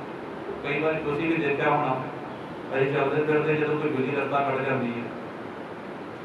ਹੁਣ ਜਿਹੜਾ ਗੁਰੂ ਨੂੰ ਮੰਨਣ ਵਾਲਾ ਉਹਦੇ ਵਾਸਤੇ ਸਭ ਕੁਝ ਮਿਲਦਾ ਹੈ, ਸਭ ਕੁਝ ਮੰਦੇ ਗੋਬਿੰਦ ਨਹੀਂ ਕੋਈ। ਤੇ ਕਹਿੰਦੇ ਜਦੋਂ ਬਿੱਲੀ ਰਸਤਾ ਕੱਟ ਜਾਂਦੀ ਹੈ, ਜਿਨ੍ਹਾਂ ਨੇ ਭਰਮਾਂ ਵਹਿਮਾਂ ਵਿੱਚ ਪੈਣਾ ਹੈ ਕਹਿੰਦੇ ਵੀ ਰੋ ਰੁਕ ਜਾਂਦਾ। ਇਹ ਸਾਡੇ ਅੱਖੀਂ ਦੇਖੇ ਹੋਏ ਵਿਚਾਰ ਨੇ, ਤੁਸੀਂ ਵੀ ਦੇਖਿਆ ਹੋਣਾ, ਨਹੀਂ ਤੇ ਦੇਖ ਲੈਣਾ ਚਾਹੀਦਾ। ਕਹਿੰਦੇ ਜਿਹੜਾ ਗੁਰੂ ਨੂੰ ਨਹੀਂ ਮੰਨਦਾ ਭਰਮਾਂ ਵਿੱਚ ਪਿਆ ਹੋਇਆ ਉਹ ਕਹਿੰਦੇ ਰੁਕ ਕੇ ਵੇਟ ਕਰਦਾ। ਕਿਉਂ? ਕਹਿੰਦਾ ਕਿ ਮੈਂ ਹੁਣ ਦੇਖਾਂ ਕੋਈ ਦੂਜਾ ਬੰਦਾ ਇਸ ਰਸਤੇ ਨੂੰ ਕ੍ਰੋਸ ਕਰ ਜਾਵੇ ਉਸ ਤੋਂ ਬਾਅਦ ਮੈਂ ਜਾਵਾਂ। ਪੁੱਛੋ ਕਿਉਂ? ਇਹਦੀ ਬਿੱਲੀ ਰਸਤਾ ਕੱਟ ਗਈ ਜੀ, ਸ਼ਾਮ ਜਿਹੜਾ ਸੀ ਅਪਸ਼ਗਨ ਹੋ ਗਿਆ। ਹੁਣ ਜਿਹੜਾ ਅਪਸ਼ਗਨ ਹੋ ਗਿਆ ਹੈ ਤੇ ਕਹਿੰਦੇ ਹੁਣ ਜਦੋਂ ਬਿੱਲੀ ਕੱਟ ਗਈ ਰਸਤਾ ਕੋਈ ਦੂਜਾ ਜਾਵੇਗਾ ਤੇ ਜਿਹੜਾ ਅਪਸ਼ਗਨ ਉਸ ਦੇ ਪੱਲੇ ਪੈ ਜਾਏਗਾ ਤਾਂ ਮੈਂ ਸਾਫ਼ ਨਿਕਲ ਜਾਵਾਂਗਾ। ਇਹ ਸਾਡੇ ਵਿਚਾਰ। ਤੇ ਕਹਿੰਦੇ ਜਦੋਂ ਉਹਨਾਂ ਨੇ ਕਿਹਾ ਕਿ ਸਾਡਾ ਕਿਹੜਾ ਕੁਝ ਜਾਣਾ ਹੈ, ਅਸੀਂ ਮਿੱਟੀ ਪਾ ਕਰਕੇ ਕਹਿੰਦੇ ਰੱਖ ਦਿੰਦੇ ਹਾਂ। ਕਹਿੰਦੇ ਉਹਨਾਂ ਨੇ 5 ਬੰਦੇ ਸੀ, ਉਹਨਾਂ ਨੇ ਮਿੱਟੀ ਚੁੱਕੀ ਉੱਥੇ ਰੱਖ ਦਿੱਤੀ। 5 ਬੰਦੇ ਹੋਰ ਪਿੱਛੇ ਤੋਂ ਆ ਰਹੇ ਸੀ ਤੇ ਕਹਿੰਦੇ ਉਹਨਾਂ ਨੇ ਕੋਈ ਜਦੋਂ ਇਹ ਕੋਈ ਦੇਖਿਆ ਉਹਨਾਂ ਨੇ ਮਿੱਟੀ ਚੁੱਕੀ ਉੱਤੇ ਰੱਖੀ। ਮਿੱਟੀ ਹੌਲੀ ਹੌਲੀ ਜਿਹੜਾ ਢੇਰ ਬਣਨਾ ਸ਼ੁਰੂ ਹੋ ਗਿਆ। ਹੁਣ ਜਿਹੜਾ ਬੰਦਾ ਸੀ ਜਿਹੜਾ ਕਿਤੇ ਲੈ ਕੇ ਆਇਆ ਸੀ ਕਹਿੰਦਾ ਤੈਨੂੰ ਇੱਕ ਨਹੀਂ 10 ਦੇ ਖਾਣਾ ਬੇਵਕੂਫ ਕਹਿੰਦੇ ਦੁਨੀਆ ਦੇ ਵਿੱਚ। ਕਹਿੰਦੇ ਉਹਨੇ ਕੀ ਕੀਤਾ, ਜਦੋਂ ਮਿੱਟੀ ਦਾ ਢੇਰ ਥੋੜਾ ਜਿਹਾ ਵੱਡਾ ਹੋ ਗਿਆ ਤੇ ਕਹਿੰਦੇ ਉਹ ਬਾਜ਼ਾਰ ਵਿੱਚ ਜਾਂਦਾ ਹੈ। ਬਾਜ਼ਾਰ ਦੇ ਵਿੱਚੋਂ ਕਹਿੰਦੇ ਇੱਕ ਰੈੱਡ ਕਲਰ ਦਾ ਲਾਲ ਕੱਪੜਾ ਲੈ ਕੇ ਆਉਂਦਾ, ਇੱਕ ਨਾਰੀਅਲ ਲੈ ਕੇ ਆਉਂਦਾ, ਇੱਕ ਧੂਪ ਬੱਤੀ ਲੈ ਕੇ ਆਉਂਦਾ ਹੈ। ਆ ਕਰਕੇ ਕੀ ਕਰਦਾ ਹੈ, ਉਹ ਫਿਰ ਆ ਕਰਕੇ ਲਾਲ ਕੱਪੜਾ ਜਿਹੜਾ ਹੁੰਦਾ ਹੈ ਉਸ ਮਿੱਟੀ ਦੇ ਆਲੇ ਦੁਆਲੇ ਉਹਨੂੰ ਘੁਮਾ ਕਰਕੇ ਬੰਦ ਕਰਕੇ ਨਾਲ ਉੱਤੇ ਰੱਖਦਾ ਨਾਰੀਅਲ, ਧੂਪ ਬੱਤੀ ਜਗਾ ਕਰਕੇ ਉੱਥੇ ਬਹਿ ਜਾਂਦਾ ਹੈ। ਤੇ ਕਹਿੰਦੇ ਜਿਹੜੇ ਲੋਕ ਆਉਂਦੇ ਉਹਨਾਂ ਨੂੰ ਕਹਿੰਦਾ ਹੈ ਕਿ ਜੀ ਆਓ ਜੀ ਆਪਣੀਆਂ ਮੁਰਾਦਾਂ ਪੂਰੀਆਂ ਕਰਵਾਓ। ਲੋਕਾਂ ਨੇ ਪੈਸੇ ਵੀ ਲੱਗ ਰਹੇ ਨੇ, ਆਪਣੀਆਂ ਮੁਰਾਦਾਂ ਪੂਰੀਆਂ ਕਰਾਉਣੀਆਂ ਨੇ। ਜਦੋਂ ਇਹ ਕੋਈ ਮਾਜਰਾ ਦੇਖਿਆ ਕਿ ਮੈਂ ਤੈਨੂੰ ਕਿਹਾ ਸੀ, ਤੂੰ ਕਹਿੰਦਾ ਚਾਹ, ਮੈਂ ਤੈਨੂੰ ਦੱਸ, ਕਹਿੰਦਾ ਹੁਣ ਦੱਸ ਨਹੀਂ, ਇਹ ਤੇ ਹੁਣ ਚੱਲ ਗਿਆ ਕੰਮ, ਜਿਹੜਾ ਕੰਮ ਕਰਨਾ ਸੀ ਨਾ ਇਹ ਕੰਮ ਹੁਣ ਸ਼ੁਰੂ ਹੋ ਗਿਆ, ਹੁਣ ਤੁਸੀਂ ਜਿੰਨਾ ਮਰਜ਼ੀ ਇੱਥੇ ਬੈਠੇ ਹੋ, ਤੁਹਾਡੀ ਪੀੜ੍ਹੀਆਂ ਵੀ ਬਣੀਆਂ। ਕਰਮ ਧਰਮ ਪਾਖੰਡ ਜੋ ਦਿਸੇ, ਤਿੰਨ ਜਮ ਜਗਾਤੀ ਲੁੱਟੇ। ਸਤਿਗੁਰ ਕਹਿੰਦੇ ਉਹਨੀ ਮੰਦੇ ਪੈਰ ਨਾ ਰੱਖਿਓ, ਕਰ ਸੁਕਰਤ ਧਰਮ ਕਮਾਇਆ। ਜਿਹੜੇ ਮਨੁੱਖ ਗੁਰੂ ਨੂੰ ਮੰਨਣ ਵਾਲੇ ਨੇ, ਪਰਮਾਤਮਾ ਨੂੰ ਮੰਨਣ ਵਾਲੇ ਨੇ ਨਾ, ਕਹਿੰਦੇ ਫਿਰ ਉਹਨਾਂ ਨੇ ਇਸ ਪਾਸੇ ਨਹੀਂ ਜਾਣਾ, ਉਹਨਾਂ ਨੇ ਇਹ ਜਿਹੜਾ ਕਰਮ ਹੈ, ਕੁਕਰਮ ਹੈ ਨਾ, ਇਸ ਪਾਸੇ ਨਹੀਂ ਕਰਨਾ, ਉਹਨਾਂ ਨੇ ਇਹਨਾਂ ਕੁਕਰਮਾਂ ਤੋਂ ਹਟਾਉਣਾ ਹੈ। ਗੁਰੂ ਨਾਨਕ ਮਹਾਰਾਜ ਜੀ ਨੇ ਜਦੋਂ ਅਵਤਾਰ ਧਾਰਿਆ ਤੇ ਉਹਨਾਂ ਨੇ ਜਦੋਂ ਆਪਣੀ ਫੇਰੀ ਸ਼ੁਰੂ ਕੀਤੀ ਨਾ, ਚਾਰ ਪਾਸੇ ਵੀ ਉਦਾਸੀਆਂ ਸ਼ੁਰੂ ਕੀਤੀਆਂ, ਤੇ ਉਹਨਾਂ ਦਾ ਕੰਮ ਹੀ ਇਹ ਸੀ, ਲੋਕਾਂ ਨੂੰ ਸਮਝਾਉਣਾ ਸੀ। ਕਿਉਂ ਭਰਮਾਂ ਦੇ ਵਹਿਮਾਂ ਵਿੱਚ ਪੈਂਦੇ ਹੋ, ਕਿਹੜੇ ਭਰਮਾਂ ਵਿੱਚ ਪਏ ਹੋਏ ਹੋ? ਕਹਿੰਦੇ ਪਰਮਾਤਮਾ ਦਾ ਸਿਮਰਨ ਕਰੋ, ਭਗਤੀ ਕਰੋ, ਇਹਨਾਂ ਕਰਮਾਂ ਦੇ ਵਿੱਚ ਨਾ ਪਾਓ, ਕਰਮ ਕਾਂਡਾਂ ਵਿੱਚ ਨਾ ਪਾਓ, ਬਾਹਰ ਨਿਕਲੋ ਇਹਨਾਂ ਕਰਮਾਂ ਕਾਂਡਾਂ ਤੋਂ। ਪਰ ਅੱਜ ਫਿਰ ਅਸੀਂ ਉੱਤੇ ਖੜੇ ਹਾਂ। ਗੁਰੂ ਨਾਨਕ ਮਹਾਰਾਜ ਨੇ ਕਿਹਾ ਮੂਰਤੀ ਪੂਜਾ ਖੰਡਨ ਹੈ, ਤੇ ਅੱਜ ਤੁਸੀਂ ਦੇਖੋ ਕਿੰਨੀ ਮੂਰਤੀਆਂ ਨੇ। ਗੁਰੂ ਨਾਨਕ ਮਹਾਰਾਜ ਜੀ ਇੱਥੇ ਕਈ ਵਾਰੀ ਰੱਖ ਜਾਂਦੇ ਨੇ ਲੋਕ, ਸ਼ਰਾਬ ਵੀ ਅਸੀਂ ਮਨਾ ਲੈਂਦੇ ਹਾਂ, ਗੁਰੂ ਨਾਨਕ ਮਹਾਰਾਜ ਜੀ ਦਾ ਵੀ ਮਨਾ ਲੈਂਦੇ ਹਾਂ, ਹੋਰ ਕਿੰਨੇ ਕੁ ਕਰਮ ਅਸੀਂ ਕਰਦੇ ਰਹਿੰਦੇ ਹਾਂ। ਕਹਿੰਦੇ ਨਹੀਂ, ਜਿਨ੍ਹਾਂ ਨੇ ਗੁਰੂ ਨੇ ਮੰਨਣਾ ਹੈ ਨਾ, ਜਿਨ੍ਹਾਂ ਨੇ ਗੁਰੂ ਦੀ ਗੱਲ ਮੰਨਣੀ ਹੈ, ਕਹਿੰਦੇ ਉਹਨਾਂ ਨੇ ਕਰਨਾ ਕੀ ਹੈ? ਉਹਨੇ ਮੰਦੇ ਪੈਰ ਨਾਲ ਰੱਖਿਓ, ਕਰ ਸੁਕਰਤ ਧਰਮ ਕਮਾਇਆ। ਉਹ ਧਰਮ ਕਮਾਉਂਦੇ ਨੇ, ਧਰਮ ਕਮਾਉਣ ਦੇ ਲਈ ਕਹਿੰਦੇ ਉਹਨਾਂ ਦਾ ਜ਼ਮੀਰ ਜਿਹੜਾ ਨਾ ਉਹ ਜਾਗਦਾ ਹੈ। ਜਿਨ੍ਹਾਂ ਦਾ ਜ਼ਮੀਰ ਮਰ ਚੁੱਕਾ ਹੈ ਨਾ, ਕਹਿੰਦੇ ਉਹ ਧਰਮ ਨਹੀਂ ਕਮਾਉਂਦੇ। ਫਿਰ ਉਹਨਾਂ ਨੇ ਦੇਖਣਾ ਹੈ ਕਿ ਜੋ ਕੁਝ ਆ ਜਾਵੇ, ਕਦੇ ਆ ਜਾਵੇ, ਭਾਵੇਂ ਇਸ ਬੰਦੇ ਦੇ ਭੱਲੇ ਕੱਖ ਵੀ ਨਾ ਰਵੇ, ਜੋ ਮਰਜ਼ੀ ਹੋ ਜਾਵੇ, ਪਰ ਮੈਂ ਜੇ ਪੈਸਾ ਕਮਾਣਾ ਤੇ ਕਮਾਣਾ ਹੈ। ਹੁਣ ਦੇਖੋ ਧਰਮ ਦੇ ਇਸ ਰਸਤੇ ਦੇ ਉੱਪਰ ਜੇ ਤੁਸੀਂ ਕਰਮ ਕਾਂਡ ਕਰੋਗੇ ਤਾਂ ਪੈਸਾ ਤੁਹਾਡੇ ਕੋਲ ਬਹੁਤ ਹੋ ਜਾਏਗਾ। ਤੁਸੀਂ ਦੇਖ ਲਓ ਸੰਸਾਰ ਦੇ ਵਿੱਚ ਕਰਮ ਕਾਂਡ ਕਰੋਗੇ ਤੇ ਤੁਸੀਂ ਕਰਮ ਕਾਂਡ ਨਾ ਕਰੋ, ਸੱਚਾਈ ਤੇ ਚੱਲ ਕੇ ਦੇਖੋ, ਉਸ ਤਰ੍ਹਾਂ ਹੀ ਰਹਿਣਾ ਜਿਸ ਤਰ੍ਹਾਂ ਅਸੀਂ ਬੈਠੇ ਹਾਂ, ਇਸ ਤਰ੍ਹਾਂ ਹੀ ਰਹਿਣਾ। ਪਰ ਫਿਰ ਵੀ ਮਨੁੱਖ ਸ਼ੁਕਰਾਨੇ ਤੋਂ ਪਰਮਾਤਮਾ ਤੋਂ ਦੂਰ ਨਾ ਹੋਵੇ। ਪਰਮਾਤਮਾ ਜੀ ਤੂੰ ਜੋ ਕੁਝ ਦਿੱਤਾ ਹੈ ਬਹੁਤ ਦਿੱਤਾ ਹੈ, ਤੇ ਗੁਰੂ ਕਿਰਪਾ ਕਰਦਾ ਤੇ ਇੱਥੋਂ ਇੱਕ ਗੱਲ ਜ਼ਰੂਰ ਨਿਕਲ ਕੇ ਆਉਂਦੀ ਹੈ ਦਿਲ ਤੋਂ, ਆਪਣੇ ਮਨ ਤੋਂ। ਕੀ ਨਿਕਲ ਕੇ ਆਉਂਦੀ ਹੈ? ਕਿ ਚਲੋ ਘੱਟੋ ਘੱਟ ਜੀਵਨ ਦੇ ਤੇ ਇਹ ਤਾਂ ਹੈ, ਕਿਸੇ ਦਾ ਹੱਕ ਤੇ ਨਹੀਂ ਮਾਰਿਆ, ਕਿਸੇ ਦਾ ਖਾਧਾ ਤੋਂ ਨਹੀਂ ਹੈ। ਪਰਮਾਤਮਾ ਜੀ ਜੋ ਕੁਝ ਦਿੱਤਾ ਉਹਦੇ ਵਿੱਚ ਸ਼ੁਕਰਾਨਾ ਤੇਰਾ ਭਾਣਾ ਹੈ। ਉਹਨੇ ਮੰਦਾ ਕਾਰਨ ਰੱਖੋ, ਕਰ ਸੁਕਰਤ ਧਰਮ ਕਮਾਇਆ। ਉਹਨੇ ਦੁਨੀਆ ਤੋੜੇ ਬੰਧਨਾ, ਅਨ ਪਾਣੀ ਥੋੜਾ ਖਾਇਆ। ਕਹਿੰਦੇ ਇਸ ਪ੍ਰਕਾਰ ਦਾ ਜਿਹੜਾ ਮਨੁੱਖ ਹੈ ਨਾ, ਕਹਿੰਦੇ ਉਹ ਇਹਨਾਂ ਬੰਧਨਾਂ ਤੋਂ ਤੋੜ ਲੈਂਦਾ ਹੈ ਆਪਣੇ ਆਪ ਨੂੰ। ਅਨ ਪਾਣੀ ਥੋੜਾ ਖਾਇਆ, ਕਹਿੰਦੇ ਅਨ ਪਾਣੀ ਉਹ ਥੋੜਾ ਖਾਂਦਾ ਹੈ, ਥੋੜਾ ਪੀਂਦਾ ਹੈ, ਜਿਸ ਨੂੰ ਸਰੀਰ ਜਿਹੜਾ ਹਟਾ ਸਕੇ, ਖਾ ਸਕੇ, ਸਰੀਰ ਨੂੰ ਚਲਾ ਸਕੀਏ। ਤੇ ਸਰੀਰ ਨੂੰ ਚਲਾਉਣ ਵਾਸਤੇ ਸਾਨੂੰ ਚਾਹੀਦਾ ਵੀ ਕਿੰਨਾ ਕੁ ਹੈ? ਭਗਤ ਜੀ ਕਹਿੰਦੇ ਦਾਲ ਸੀਦਾ ਮੰਗੋ ਪੀਓ, ਹਮਰਾ ਖੁਸ਼ੀ ਕਰੇ ਨਿਤ ਜੀਓ। ਬਨਿਆ ਛਾਨਨ ਨੀਕਾ, ਅਨਾਜ ਮੰਗੋ ਸਭ ਸੀਕਾ। ਗਊ ਭੈਂਸ ਮੰਗੋ ਲਾਵੇਰੀ, ਇੱਕ ਤਾਜਨ ਤੁਰੀ ਚੰਗੇਰੀ। ਕਾਕੀ ਜੀਨ ਚੰਗੀ ਜਨ ਧਨਾ ਲੇਵੈ ਮੰਗੀ। ਕਹਿੰਦੇ ਦੋਏ ਸ਼ੇਰ ਮੰਗੋ ਝੂਨਾ, ਪਾਓ ਘਿਓ ਸੰਗ ਢੂਨਾ। ਅਧ ਸ਼ੇਰ ਮੰਗੋ ਦਾਲੇ ਮੋਕੋ, ਦੋਨੋਂ ਵਕਤ ਦੇਵਾ। ਕਿੰਨਾ ਮੰਗ ਰਹੇ ਨੇ ਭਗਤ ਜੀ? ਕਹਿੰਦੇ ਦੋ ਸ਼ੇਰ ਮੰਗੋ ਝੂਨਾ। ਤੇ ਪਰਮਾਤਮਾ ਜੀ ਜੇ ਦੇਣਾ ਵੀ ਚਾਹੁੰਦੇ ਹੋ 2 ਕਿਲੋ ਆਟਾ ਦੇ ਦਿਓ। ਦੋ ਸ਼ੇਰ ਮੰਗੋ ਝੂਨਾ, ਪਾਓ ਘਿਓ ਸੰਗ ਢੂਨਾ। ਅਧ ਸ਼ੇਰ ਮੰਗੋ ਦਾਲੇ, ਅੱਧਾ ਕਿਲੋ ਦਾਲ ਘਿਓ ਚਾਹੀਦਾ। ਬਸ ਕਿਉਂ? ਵੱਧ ਕਿਉਂ ਨਹੀਂ ਚਾਹੀਦਾ? ਇਹਨਾਂ ਕਰਨਾ ਕੀ? ਕਹਿੰਦੇ ਕਿਉਂ? ਕਹਿੰਦੇ 2 ਟਾਈਮ ਦੀ ਰੋਟੀ ਖਾਣੀ ਹੈ, ਸਾਡਾ 3 ਟਾਈਮ 4 ਟਾਈਮ ਪਤਾ ਨਹੀਂ ਟਾਈਮ ਨਹੀਂ ਸਾਡੇ ਲੱਗਣਗੇ। ਕਹਿੰਦੇ 2 ਟਾਈਮ ਦੀ ਰੋਟੀ ਖਾਣੀ ਹੈ, ਤੇ ਉਹ ਵੀ ਇਹ ਨਹੀਂ ਕਿ ਮੈਂ ਬਿਲਕੁਲ ਪੇਟ ਭਰ ਕੇ ਰੋਟੀ ਖਾਣੀ ਹੈ। ਕਹਿੰਦੇ ਜਸ ਥੋੜਾ ਖਾਣਾ, ਸਰੀਰ ਨੂੰ ਚਲਾਉਣ ਵਾਸਤੇ, ਥੋੜਾ ਪੀਣਾ ਹੈ ਸਰੀਰ ਨੂੰ ਚਲਾਉਣ ਵਾਸਤੇ, ਵੱਧ ਕੀ ਕਰਨਾ। ਜੇ ਬੰਦਾ ਇੰਨਾ ਕਰੇ ਤੇ ਇੰਨਾ ਬਹੁਤ ਹੈ। ਅੱਜ ਵੇਸਟੇਜ ਕਿੰਨੀ ਹੁੰਦੀ ਹੈ, ਅੱਜ ਦੇਖਦੇ ਹਾਂ। ਉਸ ਤਰ੍ਹਾਂ ਤੇ ਅਸੀਂ ਕਹਿੰਦੇ ਹਾਂ ਕਿ ਗੁਰੂ ਦਾ ਲੰਗਰ ਹੈ। ਜੇ ਖਾਣ ਦੀ ਮੈਂ ਗੱਲ ਕਰਦਾ, ਉਸ ਤਰ੍ਹਾਂ ਦਾ ਸਾਡੇ ਵਾਸਤੇ ਗੁਰੂ ਦਾ ਲੰਗਰ ਹੈ। ਪਰ ਲੰਗਰ ਜਦੋਂ ਅਸੀਂ ਲਾਉਂਦੇ ਹਾਂ, ਜਦੋਂ ਨਗਰ ਕੀਰਤਨ ਹੁੰਦਾ ਹੈ, ਹੁਣ ਤੇ ਗੱਲਾਂ ਤੇ ਬਹੁਤ ਪਹਿਲਾਂ ਇਹ ਚੱਲ ਰਹੀਆਂ ਨੇ ਕਿ ਹੁਣ ਨਗਰ ਕੀਰਤਨ ਦੇ ਵਿੱਚ ਇਹ ਲੰਗਰ ਲਾਉਣਾ ਬੰਦ ਕਰੋ, ਬੰਦ ਕਰੋ। ਪਰ ਕਿੱਥੇ ਬੰਦ ਹੁੰਦਾ? ਨਹੀਂ ਹੋਣਾ ਬੰਦ, ਕਿਉਂਕਿ ਪੈਸਾ ਉਸ ਪਾਸੇ ਨੂੰ ਵੇਸਟ ਕਰਨਾ ਹੀ ਕਰਨਾ ਹੈ। ਭਾਵੇਂ ਜੇ ਸਮਾਜ ਦੇ ਪਾਸੇ ਜਾਂ ਆਪਣੇ ਪੰਥ ਵਾਲੇ ਪਾਸੇ ਨੂੰ ਪੈਸਾ ਲੱਗੇ, ਭਾਵੇਂ ਨਾ ਲੱਗੇ, ਦੇਣਾ ਵੀ ਨਹੀਂ ਹੈ ਨਾ ਅਸੀਂ ਉਸ ਪਾਸੇ। ਪਰ ਲੰਗਰ ਲਾ ਕਰਕੇ ਅਸੀਂ ਪੈਸਾ ਦੇਣਾ ਹੁੰਦਾ ਹੈ ਉਸ ਪਾਸੇ ਨੂੰ। ਉਹ ਵੇਸਟੇਜ ਕਿੰਨੀ ਹੁੰਦੀ ਹੈ ਕਹਿਣ ਦੇ ਨਾਮ ਤੋਂ ਵੀ ਤੁਸੀਂ ਕੀ ਕਰ ਰਹੇ ਹੋ, ਕਹਿੰਦੇ ਜੀ ਲੰਗਰ ਲਾਇਆ। ਕਾਹਦਾ ਲੰਗਰ ਲਾਇਆ? ਕਹਿੰਦੇ ਦਾਲ ਫੁਲਕੇ ਦਾ ਲੰਗਰ ਹੈ। ਤੁਸੀਂ ਕਾਹਦਾ ਲੰਗਰ ਲਾ ਕੇ ਪਨੀਰ ਦੇ ਨਾਲ ਫੁਲਕੇ ਨੇ ਨਾਲ ਚਾਵਲ ਨੇ। ਅੱਛਾ ਜੀ, ਪਿੱਛੇ ਵੀ ਤਾਂ ਚੱਲਦਾ ਸੀ ਉਹ, ਕੋਈ ਗੱਲ ਨਹੀਂ, ਸਾਡਾ ਦੂਜਾ ਵੱਖਰਾ ਹੈ।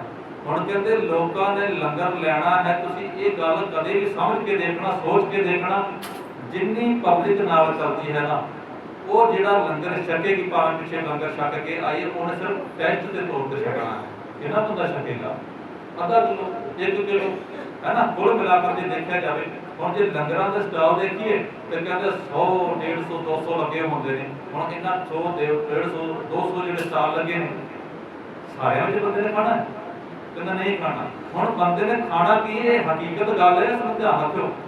ਜਿਸ ਬੰਦੇ ਨੇ ਖਾਣਾ, ਭਾਵੇਂ ਮੈਂ ਵੀ ਬੈਠਾ, ਜੇ ਮੈਂ ਵੀ ਨਾਲ ਤੁਹਾਡੇ ਤੁਰ ਰਿਹਾ ਨਾ, ਤੇ ਮੈਂ ਲੰਗਰ ਛਕ ਰਿਹਾ ਤਾਂ ਪਿੱਛੇ ਮੈਂ ਜੇ ਕਿਤੇ ਉੱਤੇ ਰਾਜਮਾ ਚਾਵਲ ਖਾ ਲਏ ਤੇ ਮੈਨੂੰ ਜੇ ਟੇਸਟ ਨਹੀਂ ਆਇਆ ਤਾਂ ਮੈਨੂੰ ਸੁੱਟ ਦਾਂਗਾ ਕਿ ਜੀ ਨਹੀਂ, ਟੇਸਟ ਨਹੀਂ ਸੀ, ਜੇ ਲੰਗਰ ਸੀ। ਕੀ ਚੱਲਦਾ ਸੀ ਜੀ?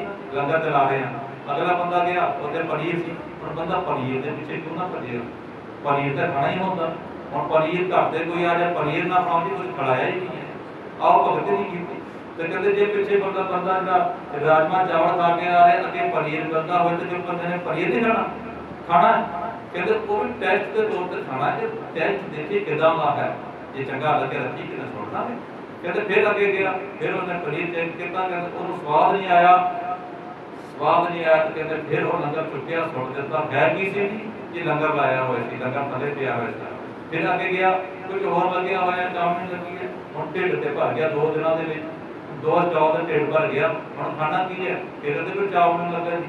ਹੁਣ 4 ਮਿੰਟ ਦਾ ਟੈਸਟ ਕਿਉਂ ਛੱਡੇਗਾ ਜੀ? ਇਹ ਤਾਂ ਚੀਜ਼ ਹੀ ਇਸ ਤਰ੍ਹਾਂ ਦੀ ਹੈ।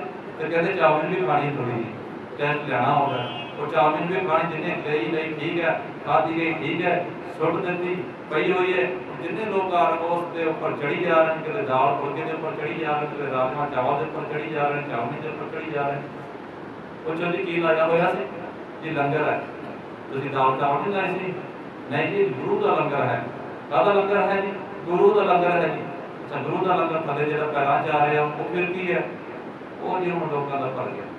ਇਹ ਹਾਲ ਸਾਡੇ ਹੋ ਗਏ ਨੇ ਅੱਜ, ਜੇ ਅਸੀਂ ਲੰਗਰ ਦੇ ਲਾਈਏ। ਇਸ ਗੱਲ ਨੂੰ ਸਮਝਣ ਦੀ ਕੋਸ਼ਿਸ਼ ਕਰੀਏ। ਇਸ ਲੰਗਰ ਦੀ ਪ੍ਰਥਾ ਤੋਂ ਜਿਹੜਾ ਇਹ ਹੈ, ਨਗਰ ਕੀਰਤਨਾਂ ਦੇ ਵਿੱਚ ਜਿਹੜਾ ਚੱਲਦਾ ਨਾ, ਇਸ ਤੋਂ ਥੋੜਾ ਹਟਣ ਦੀ ਕੋਸ਼ਿਸ਼ ਕਰੀਏ। ਇਹ ਜਿਹੜਾ ਪੈਸਾ ਹੁੰਦਾ ਹੈ, ਇਸ ਨੂੰ ਸਮਾਜ ਦੇ ਲਈ, ਆਪਣੇ ਪੰਥ ਦੇ ਲਈ, ਗੁਰੂ ਘਰਾਂ ਦੇ ਲਈ, ਗੁਰੂ ਘਰ ਦੇ ਜਿਹੜੇ ਸੇਵਾਦਾਰ ਨੇ ਉਹਨਾਂ ਦੇ ਲਈ ਵਰਤਣ ਦੀ ਕੋਸ਼ਿਸ਼ ਕਰੀਏ। ਇਸ ਪਾਸੇ ਤੋਂ ਹਟੀਏ।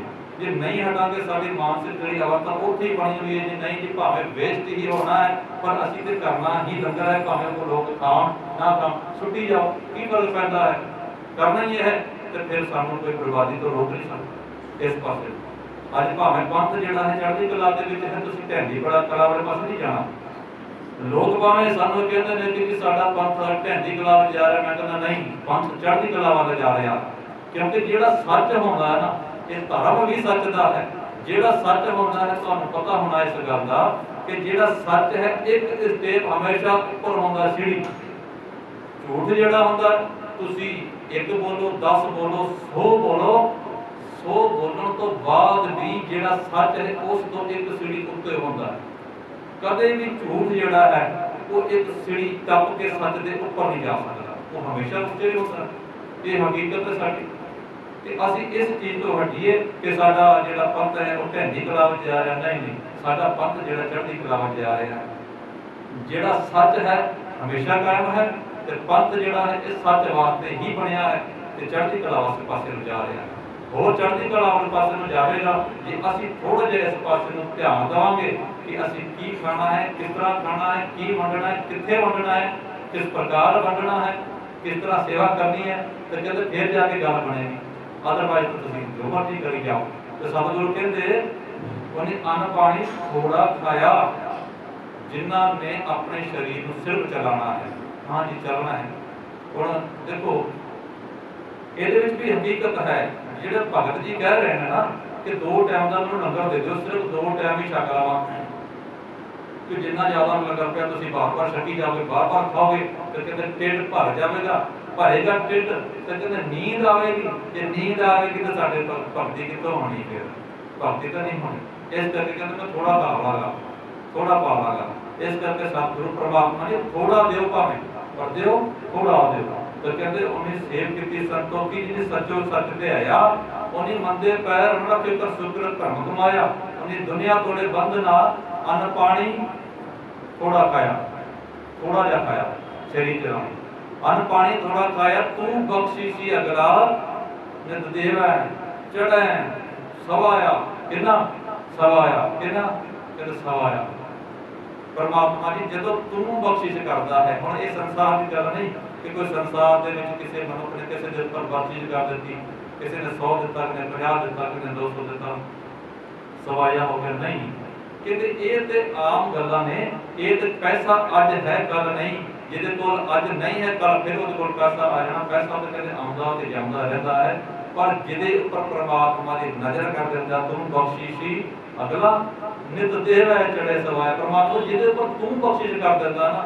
कहते दुनिया दे अंदर तो कोई ताकत नहीं जो तेरे दिते होए नूं किसे कोलों खो लगा होवे तू जिस नूं दे दिता कंगाल नूं दे दिता कंगाल नूं ते बादशाह बना दिता ते कहते जदों तेरी नजर तू उस तो हटा लई ते कहते बादशाह भी कहते फिर भिखारी बन जांदा परमात्मा दी वडियाई वड्डा पाया कहते ये गल है जदों असीं राजा विच रहिंदे हां ते वडाई परमात्मा दी बंदगी करदे हां उसदी वडियाई करदे हां ते कहते वडियाई सिर्फ इत्थे तक नहीं कि वडियाई कीती तुसीं एक चलिया कहते वडियाई वड्डा पाया उस परमात्मा नूं वड्डे नूं पा लिया हुण देखो वड्डे नूं पाउण वास्ते इन्नी सारियां चीज़ां हो गईयां ने ते गुरु नानक महाराज जी सानूं जदों उन्हां ने जपजी साहिब आरंभ कीती ते सानूं दित्ता कि मूल मंत्र ते मूल मंत्र जदों असीं पढ़दे हां ते मूल मंत्र असीं कहने हां ते गुरु मंत्र वाहिगुरू मूल मंत्र एक ओंकार तो लेकर के गुरप्रसाद तक ये मंत्र है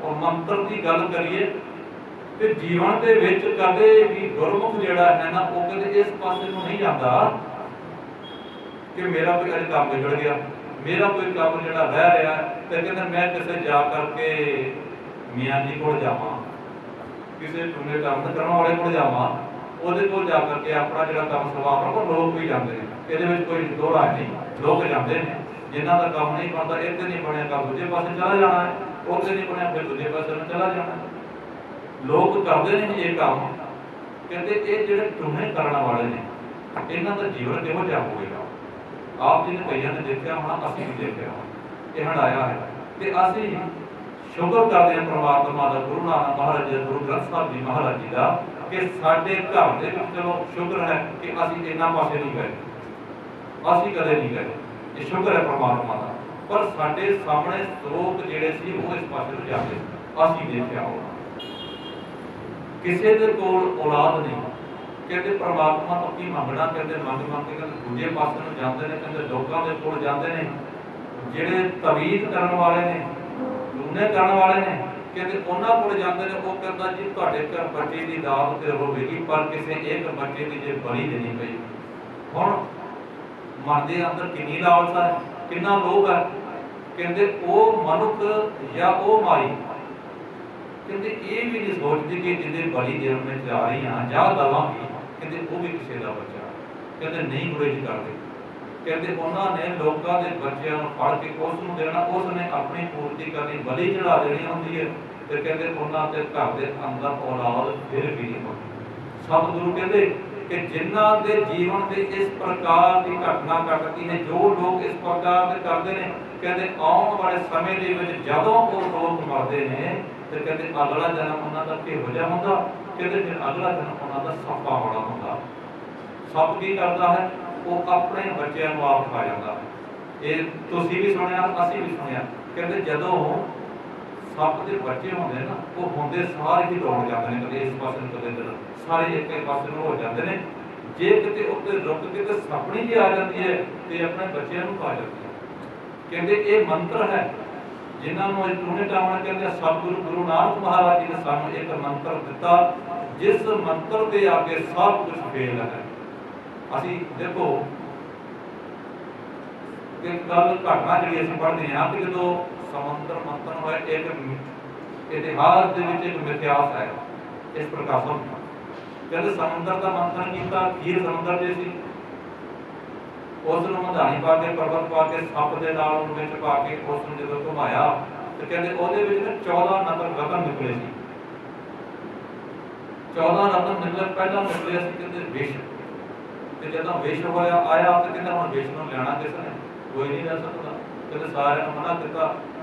ਮੈਂ ਸਿਰਫ ਸਮਝਣ ਵਾਸਤੇ ਆਪਦੇ ਨਾਲ ਗੱਲ ਕਰ ਰਿਹਾ। 14 ਰਤਨ ਉਹਦੇ ਵਿੱਚ ਨਿਕਲੇ ਤੇ ਧੰਨ ਗੁਰੂ ਨਾਨਕ ਦੇਵ ਮਹਾਰਾਜ ਜੀ ਵੀ ਸਾਨੂੰ 14 ਰਤਨ ਦੇ ਕੇ ਮੈਂ ਸਿਰ ਕਰਾਂਗਾ ਤੁਹਾਡੇ ਸਾਹਮਣੇ। ਕਹਿੰਦੇ 14 ਰਤਨ ਉਹਦੇ ਵਿੱਚ ਨਿਕਲੇ। ਪਹਿਲਾ ਨਿਕਲਿਆ ਹਲਾਹਲ ਵਿਸ਼, ਕੌਣ ਪੀਵੇ? ਦੇਵਤੇ ਕਹਿੰਦੇ ਅਸੀਂ ਨਹੀਂ ਪੀਣਾ। ਕਹਿੰਦੇ ਜਿਹੜੇ ਰਾਖਸ਼ ਸੀ ਕਹਿੰਦੇ ਅਸੀਂ ਵੀ ਨਹੀਂ ਪੀਣਾ, ਕੌਣ ਪੀਵੇ? ਕਹਿੰਦੇ ਜੇ ਇਸ ਤਰ੍ਹਾਂ ਹੀ ਚੱਲਦਾ ਰਿਹਾ ਤੇ ਸੰਸਾਰ ਖਤਮ ਹੋ ਜਾਣਾ ਹੈ। ਕਹਿੰਦੇ ਸ਼ਿਵ ਜੀ ਨੂੰ ਬੁਲਾਇਆ, ਸ਼ਿਵ ਜੀ ਨੇ ਉਹ ਜਿਹੜਾ ਵਿਸ਼ ਸੀ ਉਹ ਪੀ ਲਿਆ। ਫਿਰ ਉਹਦੇ ਵਿੱਚ ਕਹਿੰਦੇ ਇੱਕ ਨਿਕਲੀ ਕਾਮਧੇਨ ਗਾਂ, ਜਿਸ ਨੂੰ ਅਸੀਂ ਪੜ੍ਹਦੇ ਹਾਂ ਕਿ ਇੱਛਾ ਪੂਰਕ ਸਰਬ ਸੁਖ ਦਾਤਾ ਹਰ ਜਾਂ ਕੇ ਵਸ ਹੈ ਕਾਮਧੇਨਾ। ਹੁਣ ਤੁਸੀਂ ਇਸ ਗੱਲ ਤੋਂ ਇਹ ਤੋਂ ਸਮਝੋ ਸਤਿਗੁਰੂ ਕੀ ਕਹਿ ਰਹੇ ਨੇ।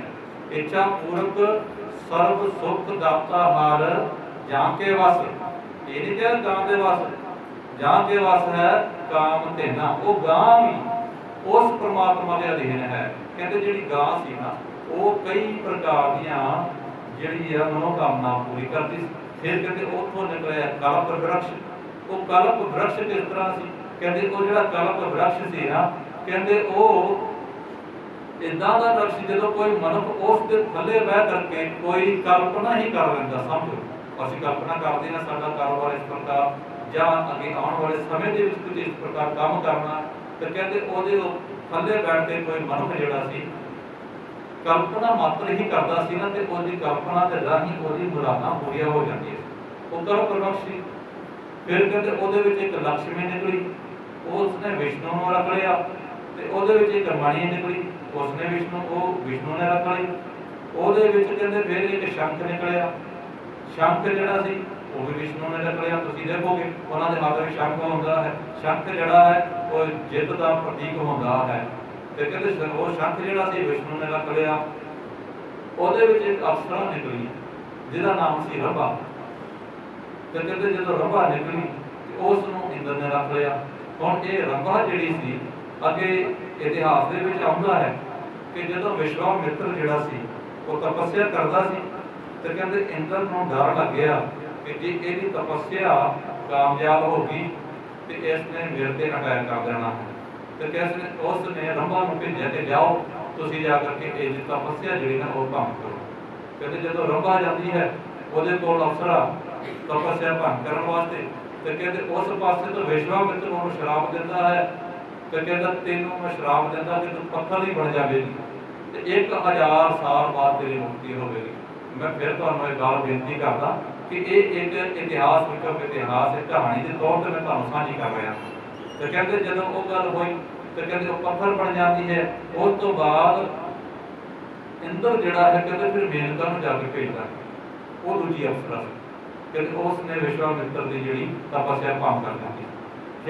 ਕਹਿੰਦੇ ਫਿਰ ਉਸ ਸਮੁੰਦਰ ਦੇ ਵਿੱਚ ਕਹਿੰਦੇ ਘੋੜਾ ਨਿਕਲਿਆ। ਉਹ ਘੋੜਾ ਜਿਹੜਾ ਸੀ ਉਹ ਉੱਚਾ ਸੁਣਨ ਵਾਲਾ ਸੀ। ਤੇ ਕਹਿੰਦੇ ਉਸ ਘੋੜੇ ਦੇ 8 ਮੂੰਹ ਸੀ, ਵਾਈਟ ਕਲਰ ਦਾ ਘੋੜਾ ਸੀ, 8 ਉਹਦੇ ਮੂੰਹ ਸੀ। ਉਹ ਸੁਣਨ ਵਾਲਾ ਉੱਚਾ ਸੀ ਤੇ ਉਹਦੀ ਰਫ਼ਤਾਰ ਜਿਹੜੀ ਸੀ ਹਵਾ ਦੇ ਵਾਂਗ ਸੀ। ਕਹਿੰਦੇ ਫਿਰ ਉਸ ਦੇ ਵਿੱਚ ਹੀ ਕਹਿੰਦੇ ਇੱਕ ਜਿਹੜਾ ਹੈ ਐਰਾਵਤ ਹਾਥੀ ਨਿਕਲਦਾ ਹੈ। ਉਹ ਐਰਾਵਤ ਹਾਥੀ ਵੀ ਕਹਿੰਦੇ ਕੋਈ ਇਸ ਪ੍ਰਕਾਰ ਦਾ ਮਾਮੂਲੀ ਹਾਥੀ ਨਹੀਂ। ਉਹਦਾ ਰੰਗ ਜਿਹੜਾ ਸੀ ਵਾਈਟ ਸੀ, ਚਿੱਟਾ ਸੀ। ਆਮ ਹਾਥੀ ਨੂੰ ਜਿਹੜੀ ਅਸੀਂ ਦੇਖਦੇ ਹਾਂ ਉਹਦੇ 2 ਦੰਦ ਹੁੰਦੇ ਨੇ, ਪਰ ਉਸ ਹਾਥੀ ਦੇ ਤੁਸੀਂ ਕਦੇ ਵੀ ਦੇਖੋਗੇ ਚਿੱਤਰਾਂ ਦੇ ਵਿੱਚ ਕਿਤੇ ਉਸ ਹਾਥੀ ਦੇ ਦੰਦ 4 ਸੀ, 2 ਇਸ ਪਾਸੇ ਤੇ 2 ਉਸ ਪਾਸੇ ਨੂੰ। ਫਿਰ ਕਹਿੰਦੇ ਕਿ ਉੱਥੋਂ ਨਿਕਲਿਆ ਧਰੰਤਰ ਜਿਹੜਾ ਵੈਦ ਕਿਹਾ ਜਾਂਦਾ ਹੈ। ਫਿਰ ਉਸ ਨੇ ਉਪਦੇਸ਼ ਦਿੱਤਾ ਤੇ ਉਹ ਵੈਦ ਬਣਿਆ ਜਿਹੜਾ ਕਿ ਲੋਕਾਂ ਦੀ ਦਵਾਈ ਵਾਸਤੇ ਬਣਿਆ। ਕਹਿੰਦੇ ਧਰੰਤਰ ਵੈਦ ਹੀ ਸੀ ਜਿਹੜਾ ਅੰਮ੍ਰਿਤ ਕਲਸ਼ ਜਿਹੜਾ ਸੀ ਉਹ ਨਾਲ ਲੈ ਕਰਕੇ ਆਇਆ ਸੀ। ਤੇ ਕਹਿੰਦੇ ਉਸ ਅੰਮ੍ਰਿਤ ਕਲਸ਼ ਦੇ ਵਿੱਚ ਅੰਮ੍ਰਿਤ ਸੀ, ਉਹ ਪੀਣ ਦੇ ਨਾਲ ਜਿਹੜਾ ਮੌਤ ਸੀ ਉਹ ਨਹੀਂ ਸੀ ਆਉਂਦੀ। ਤੇ ਕਹਿੰਦੇ ਜਦੋਂ ਅੰਮ੍ਰਿਤ ਦੇਵਤਾ ਨੇ ਲੈ ਲਿਆ, ਹੁਣ ਕਹਿੰਦੇ ਜਿਹੜੇ ਉਸ ਪਾਸੇ ਅਸੁਰ ਸੀ ਉਹਨੇ ਦੇਖਿਆ ਕਿ ਸਾਰੀਆਂ ਚੀਜ਼ਾਂ ਜਿਹੜੀਆਂ ਨਿਕਲਦੀਆਂ ਤੇ ਸਾਰੇ ਇਹੀ ਦੇਖ ਜਾਂਦੇ ਨੇ, ਸਾਡੇ ਕੋਲੇ ਤੇ ਕੱਖ ਵੀ ਨਹੀਂ ਪਿਆ। ਤੇ ਕਹਿੰਦੇ ਜਦੋਂ ਉਹਨਾਂ ਨੇ ਇਹ ਗੱਲ ਕਹੀ ਤੇ ਉਹਨਾਂ ਨੇ ਕਿਹਾ ਚਲੋ ਕੋਈ ਨਹੀਂ ਤੁਸੀਂ ਸਾਰੇ ਬਹਿ ਜਾਓ। ਤੇ ਤੁਸੀਂ ਸਾਰੇ ਜਿਹੜੇ ਅਮਰ ਦੀ ਦਾਤ ਤੁਸੀਂ ਸਾਰੇ ਲਓ। ਪਰ ਉਸ ਪਾਸੇ ਉਹਨਾਂ ਦੇ ਵਿਚਾਰ ਦੇਵਤਿਆਂ ਦੀ ਇਹ ਸੀ ਕਿ ਅਮਰ ਜਿਹੜਾ ਹੈ ਅਸੀਂ ਛਕ ਲਿਆਂਗੇ, ਇਹਨਾਂ ਨੂੰ ਕੁਝ ਵੀ ਨਹੀਂ ਦੇਣਾ। ਇਹ ਗੱਲ ਜਿਹੜੀ ਸੀ, ਜਿਹੜਾ ਰਾਹੂ ਸੀ ਉਸ ਨੂੰ ਗੱਲ ਪਤਾ ਲੱਗ ਜਾਂਦੀ, ਕਹਿੰਦੇ ਉਹ ਦੇਵਤੇ ਦਾ ਭੇਸ ਵਟਾ ਕਰਕੇ ਦੇਵਤਿਆਂ ਦੇ ਵਿੱਚ ਬੈਠ ਕਰਕੇ ਅੰਮ੍ਰਿਤ ਪੀ ਲੈਂਦਾ ਹੈ। ਤੇ ਕਹਿੰਦੇ ਜਦੋਂ ਉਹਨਾਂ ਨੂੰ ਵਿਸ਼ਨੂੰ ਨੂੰ ਪਤਾ ਲੱਗਦਾ ਤੇ ਵਿਸ਼ਨੂੰ ਜਿਹੜਾ ਆਪਣੇ ਚੱਕਰ ਦੇ ਨਾਲ ਉਸ ਅਸੁਰ ਦਾ ਗਲਾ ਵੱਢ ਦਿੰਦੇ ਨੇ ਤੇ ਕਹਿੰਦੇ ਉਹਦੇ ਦੋ ਹਿੱਸੇ ਹੋ ਜਾਂਦੇ ਨੇ, ਜਿਸ ਤੋਂ ਇੱਕ ਨੂੰ ਰਾਹੂ ਇੱਕ ਨੂੰ ਕੇਤੂ ਕਿਹਾ ਗਿਆ। ਕਹਿੰਦੇ 14 ਰਤਨ ਨਿਕਲੇ ਤੇ ਧੰਨ ਗੁਰੂ ਨਾਨਕ ਮਹਾਰਾਜ ਜੀ ਸਾਨੂੰ 14 ਰਤਨ ਦੇ ਕੇ ਗਏ। ਹੁਣ ਦੇਖੋ ਇਹ ਭਾਵੇਂ 14 ਰਤਨ ਸਾਡੇ ਕਿਸੇ ਕੰਮ ਦੇ ਨਹੀਂ, ਅਸੀਂ ਜਦੋਂ ਰਿੱਧੀਆਂ ਸਿੱਧੀਆਂ ਪ੍ਰਾਪਤ ਕਰਾਂਗੇ, ਜਦੋਂ ਪਤਾ ਨਹੀਂ ਕਿੰਨੀ ਭਗਤੀ ਕਰਾਂਗੇ, ਕੁਝ ਕਰਾਂਗੇ, ਤਾਂ ਜਾ ਕਰ ਫਿਰ ਵੀ ਸਾਨੂੰ ਇਹ 14 ਰਤਨ ਸਾਨੂੰ ਮਿਲਣੇ ਨਹੀਂ ਨੇ। ਉਹ ਪਤਾ ਨਹੀਂ ਸਾਡੇ ਜੀਵਨ ਵਿੱਚ ਕੰਮ ਆਉਣਾ ਵੀ ਹੈ ਕਿ ਨਹੀਂ ਆਉਣਾ ਹੈ, ਪਰ ਜਿਹੜਾ ਗੁਰੂ ਨਾਨਕ ਮਹਾਰਾਜ ਸਾਨੂੰ 14 ਰਤਨਾਂ ਦਾ ਭੰਡਾਰ ਦੇ ਕੇ ਗਿਆ, ਉਹ ਉਹਦੇ ਵਾਸਤੇ ਕਹਿੰਦੇ ਤੁਹਾਨੂੰ ਕੋਈ ਪੜ੍ਹੇ ਲਿਖੇ ਦੀ ਲੋੜ ਨਹੀਂ।